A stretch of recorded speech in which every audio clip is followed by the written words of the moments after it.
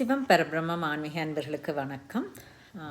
திங்கட்கிழமை, அதாவது 27/1/2026 திங்கள் பீஷ்ம அஷ்டமி.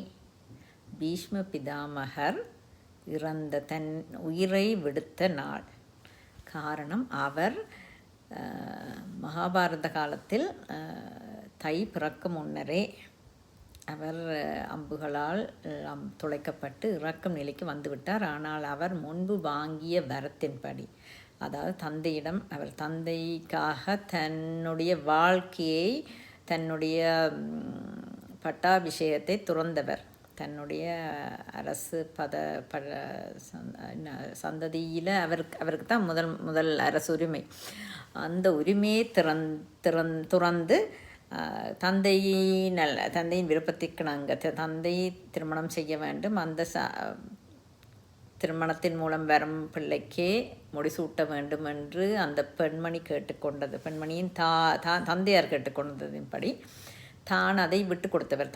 தந்தையின் சுகத்துக்காக நான் திருமணம் செய்வதில்லை, திருமணம் செய்யாமல் பிரம்மச்சாரியாகவே இருக்கிறேன், நான் முடிசூடவும் மாட்டேன். என்றால் நான் முடிசூடாமல் விட்டாலும் எனக்கு பிள்ளைண்டு வந்தால் அந்த பிள்ளை நாளைக்கு உரிமை கோரலாம் என்று வெறும் மனைவியின் தந்தையாக கேட்டுக்கொண்டதற்கிணங்க தான் திருமணமே செய்து கொள்வதில்லை, பிரம்மச்சாரியாக இருக்கிறேன் என்று சபதம் எடுத்து தந்தையின் வாழ்க்கைக்காக தன்னுடைய உரிமைகளை விட்டு கொடுத்து இருந்தவர். அப்போ தந்தை மனம் இறங்கி கவலைப்பட்டு அவருக்கு ஏதாவது வரம் கேள் என்று கேட்டபோது அவர் கேட்டது, அதாவது சந்தன மகாராஜா கேட்டது, தன்னுடைய இறப்பு தான் விரும்புகிற நேரத்தில் நிகழ வேணும் என்று.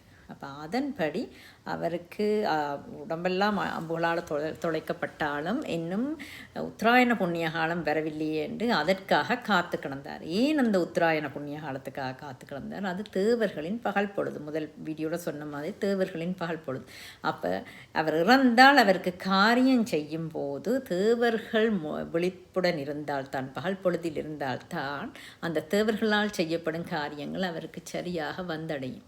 இப்போ அவருக்கான ஆத்மசாந்தி, அடுத்த முழு விஷயங்களும் சரியாக நடக்க வேண்டும் என்றால் அது தேவர்களுடைய பகல் காலத்தில் செய்யப்பட்டால் மட்டுமே. அதற்காகவே அவர் அந்த வலியுடன் அம்பு படுக்கையில் அந்த நேரம்தான் அவர் விஷ்ணு சாஸ்திரநாமம் எல்லாத்தையும் கொடுத்ததே.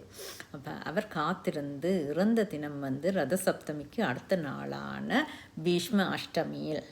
இப்போ அண்டைக்கு பீஷ்மருக்கும் சேர்த்து எங்களுடைய முன்னோர்களுக்கும் சேர்த்து நாங்கள் தர்ப்பணம் செய்வது மிகச் சிறப்பான பலனை